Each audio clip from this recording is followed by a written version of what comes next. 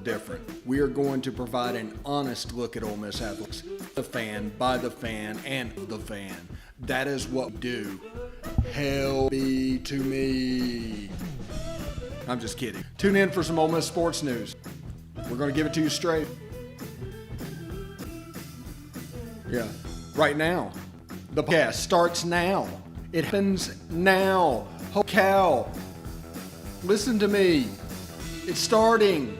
Well, it's going to start right about now.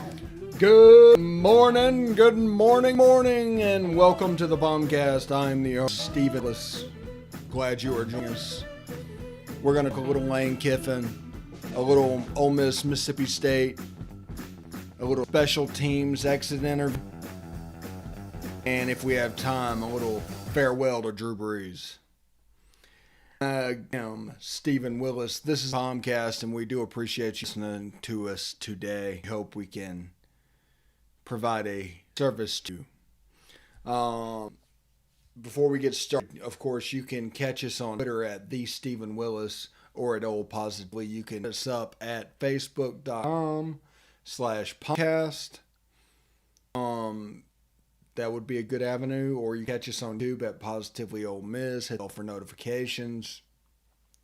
And of course, you can catch us on Twitch at Positively Ole Miss, all one word. If you're into audio, you can catch us on Google Podcast, Apple Podcasts, Stitcher, SoundCloud, Spotify, iHeartRadio, TuneIn Radio, and Pandora. I think that's all of them right there. The majors, you can listen that way to the show. So thank you very much again for joining us today. And I want to start off on this. There is zero reason to think Lane Kiffin would be interested in any job, especially not the Tennessee job.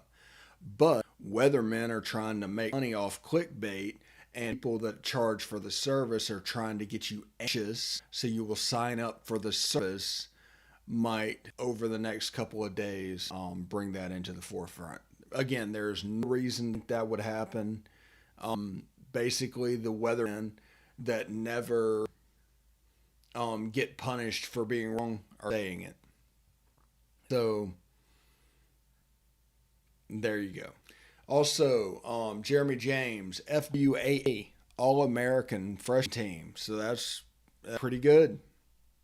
That is really what we want. Him making that. I think Caleb Warren should probably get recognition as well. I think the end of the line basically gotten too much grief compared to the awesomeness that was the side of the line, Nick Broker and Royce Newman. I think Eli Acker is going to be a very good replacement outright. But Jerry James, freshman All-American. I think Caleb Warren's punished not starting the first 3 games.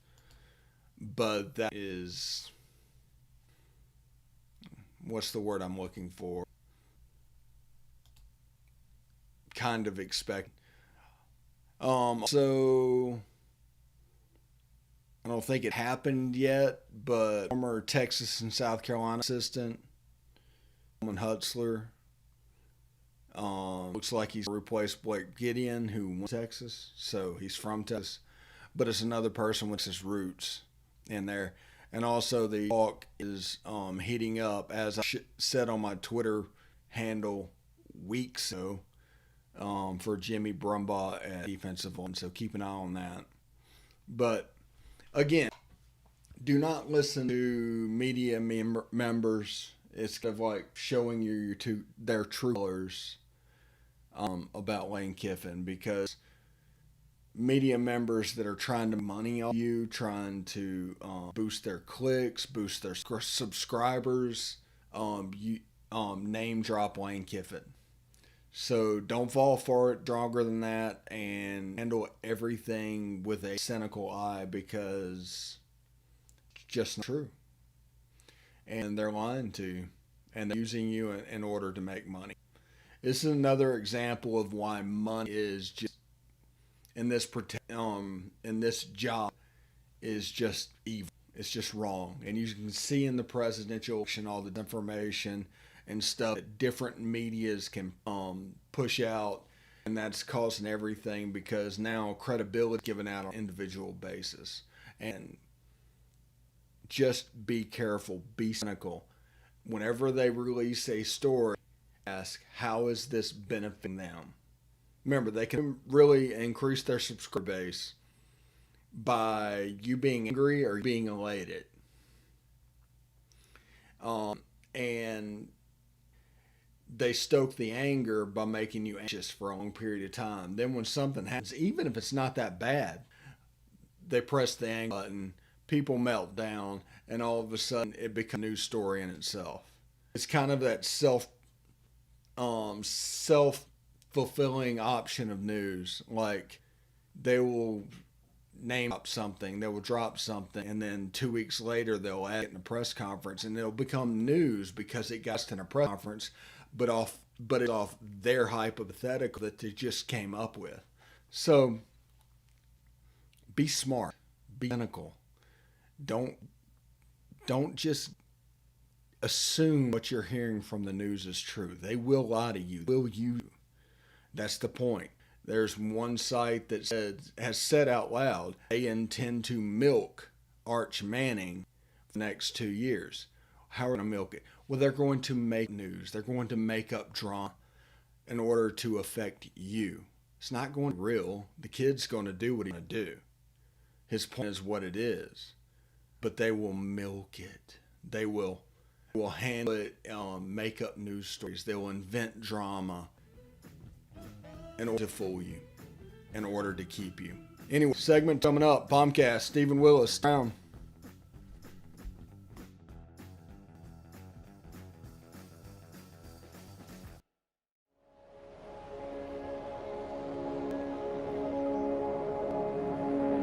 Only 10% of us enough daily exercise. And that number is dropping. Nearly 30% of them are overweight or obese. We spend 6 hours a day in front of the screen. As a result, we now have a shorter life expectancy than our parents. But give us a start in sports and never stop. Learn how at activelife.ca. Hey, this is Stephen Willis from Positively Ole Miss. We're almost done with this break. We'll be back with information quite soon. The military has been in every generation of my family, and so has VA. It wasn't easy for my dad after Vietnam, but VA, him and my mom, the home they'd always wanted. Michael's been coming to VA since World War II. They even helped him lay to rest one battle buddies from Normandy. And me, I've been their footsteps and served with pride. And now out of the military, the GI Bills help with school. Every generation of my family has served, and VA served us all.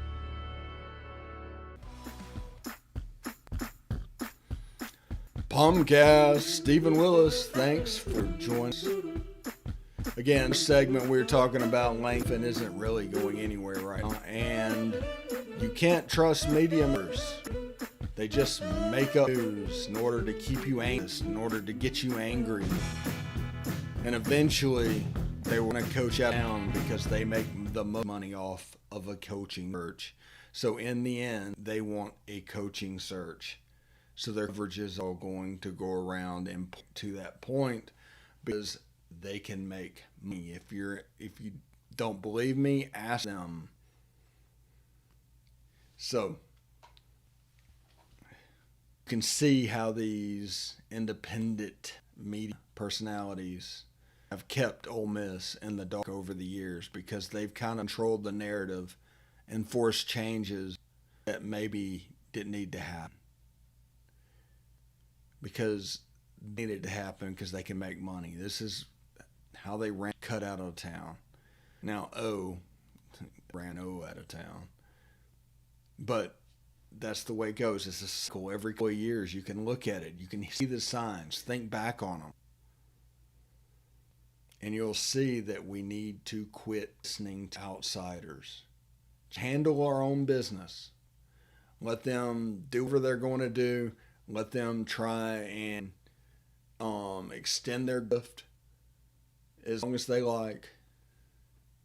Let them mislead you with fake news in order to perform or to command a narrative that doesn't really exist.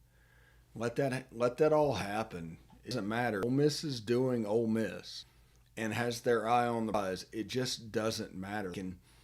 They can do that. And the bit of that is if we go down that road, they will be exposed for what they are. So just keep an eye on that and pay attention, because they're kind of using you at the moment in order to meet their goals. Anyway, our last exit interview is coaching. We'll probably do coaching tomorrow. But special teams exit interview. I know this is the one people have been looking forward to, and honestly, you should. Field kicking for us, anything over 30 yards was not automatic. It wasn't automatic at all. And we had basically a kicker that would be all right. Like if you take the Outback Bowl and you had a kicker that was confidence, and he made a couple of field goals. There was 6-3, first two scores of the game. And then at the end of the half, a 51-yard field goal or so was attempted, and he missed it. And that wrecked his confidence. He's obviously a kid that has massive confidence problems.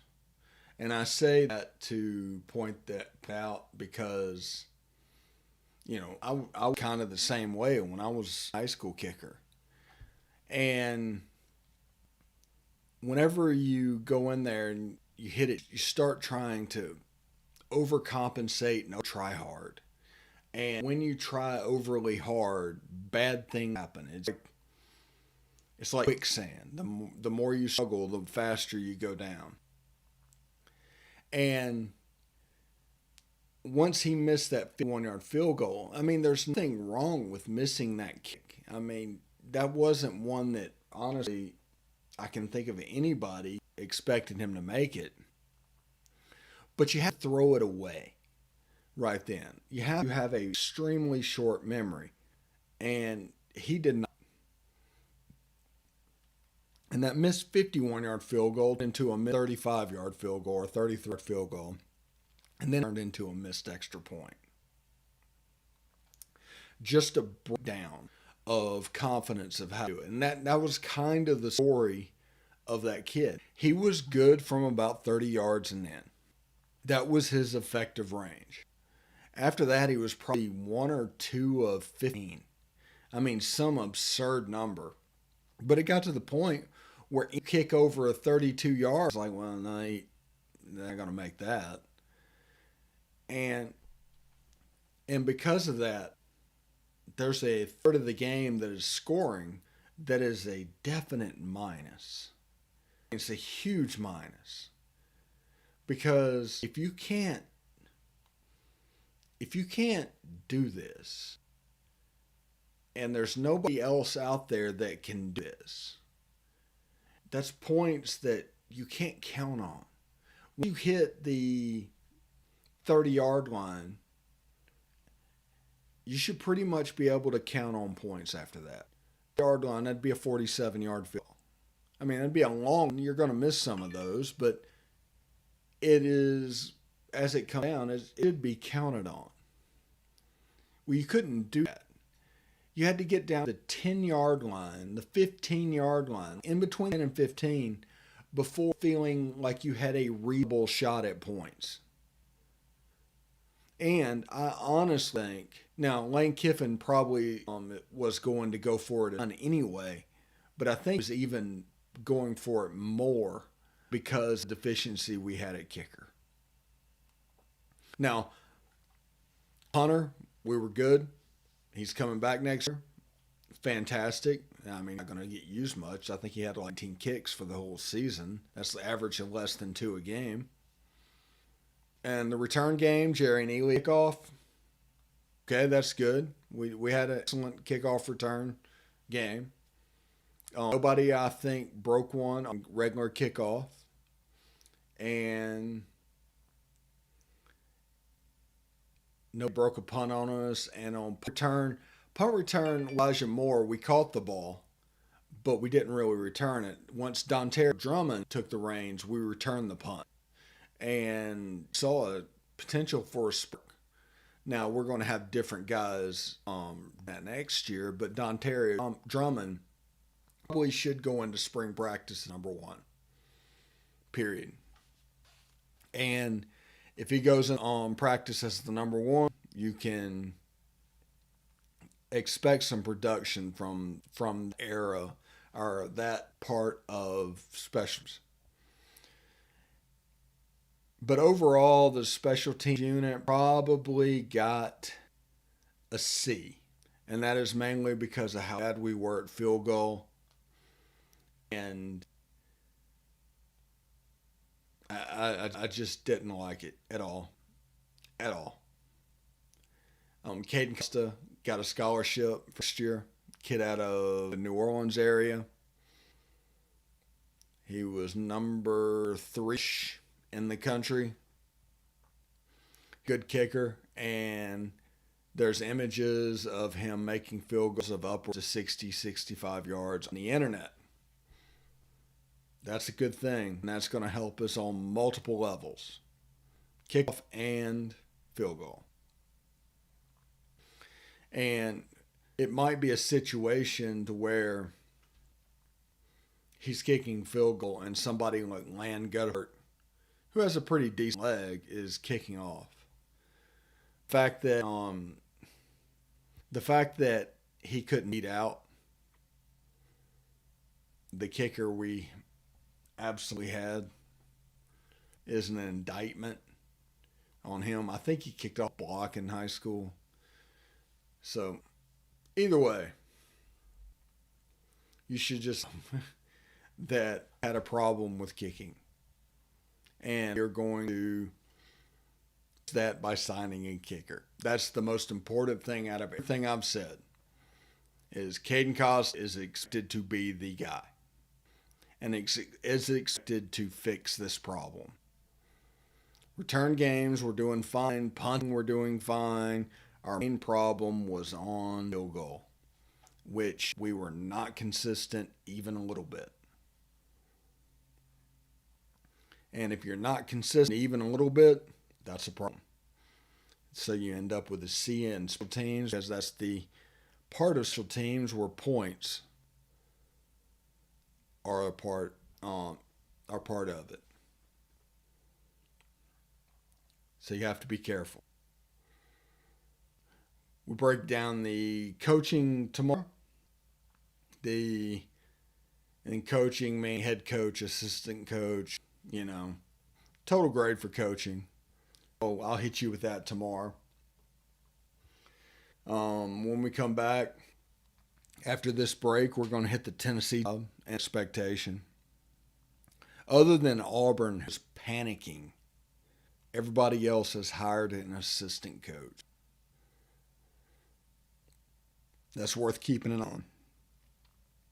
And other than Brian Harsin, everybody has hired an assistant coach. Anyway, we'll be back. POMcast, Stephen Willis. Stick around.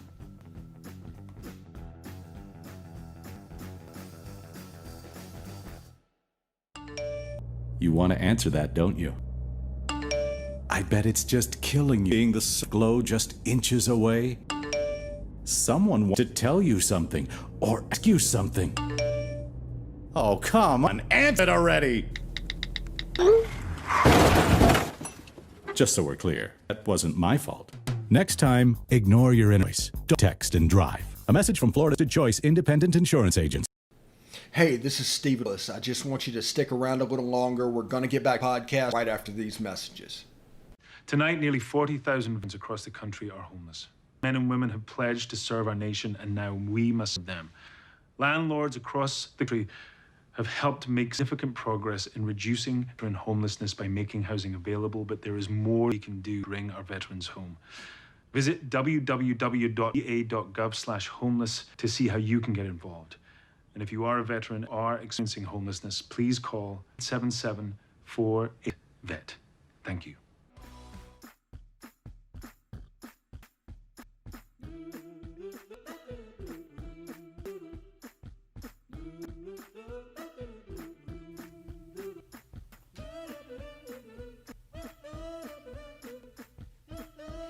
POMcast, Stephen Willis, right here on Positively Ole Miss. Thank you for so much for joining us. We're having a good time. We're down here in the palatial Florida studios. We're starting to put it together. We've gone decorating walls inside the studio, including diplomas and the media credentials, and found a flag from the Independence Bowl in 1983. So I put that up as well. So decorating the studio, we have painting that we have to get done probably this weekend. The equipment is supposed to be here tomorrow, actually, so that it can go in there. We have all our lights and our bulb and all that in the studio. So after tomorrow, we should all be good to go as far as stuff being here. We'll just need to do it now. Everybody's saying, everybody's thinking, probably, why are you waiting until April when all this stuff is there in January? Well, it's very important to me that all the elements are in place, and we do things like dry runs over and over again to make sure it looks all right, and it's been built in a certain way that is pleasing to the eye for you. We need to figure out if we can do all that stuff and ways to make it look well, because the way this works is on a TV show, you have a cameraman, you have a producer, you have a director, you have a floor director, you have the talent. Well, I'm going to be doing everything. So the cameras are going to be remote control, things like that. The production boards right here, I need to figure out how to integrate everything. It's an NDI-based system, which means anything that's on the network, basically, I believe, we can get over to the switcher. So that gives us the opportunity to use multiple computers at one time, and I can bring Beck into all of this, and we figure out a way to make it look right. We're also looking at a way to do this standard and take a different wall and make a bit of a studio, things like that. And everything will be fully integrated with YouTube and Facebook comment. If you want to participate, it's fine. And of course, our correspondence, Thrasher, and all that will be coming up shortly. And we're looking at uniforms, and we'll get somebody to do that, and we'll get somebody to do recruiting. And then all of a sudden, you have everything in one place with a 30-minute show that updates daily. It's kind of the perfect storm for Ole Miss football. Now, we're doing other things like around the SEC, and we're looking at doing a high school football show and all that. I'm gonna try and utilize my contacts to get people on to do that. So the idea is to make this a nice, fun one-stop for you. And we've been doing this audio podcast, and after all this happens, the audio podcast isn't going away. But we do want to lean into the video, speak. So before we get out of here, I want to talk a little bit about Tennessee and the way that coaching hires have been going. There's one team that panicked and hired Brian Harsin from Boise State to drop a ton of money. Now, the problem is there's not a lot of money. Everyone talks about, you said that there wouldn't be any firings at the end of the season. Well, there wouldn't really be. And what they're finding is after they fire the coach and pay the buyout and are down $20 million, you're kind of out of money. You can't pay a buyout to get a head coach. So you end up with an assistant. Even Texas hired an assistant. South Carolina hired an assistant. It's It's really interesting to see. And I think that is because after they paid the staff buyout and the head coach buyout, they had no money. So it was either go into big hole or hire an assistant. So I would look for C to go to the assistant route. I think Kevin Steele might be an option. If not, look potentially for somebody like T. Martin and kind of out of nowhere candidates, because that's going to be what they can afford. T. Martin would be their Matt Luke candidate, because with the probation that's apparently coming, I mean, it's going to be a hard job. It's going to be whoever they are this time. It is one of the hired to be fired type situations. So keep an eye on the Tennessee job. It could get worse before it gets better, especially with Clark Lee in Nashville at Vanderbilt. But it's something to keep an eye on. It is absolutely something to keep an eye on, because I think Tennessee, they're out of money. Although they fired Pruitt cause, so they might be able to go a little bit above beyond. So we'll keep an eye on. They will not be hiring Hugh Freeze after recruiting relations, by the way. It's not going to happen. Anyway, see you tomorrow. POMcast, Stephen Willis. Hotty toddy.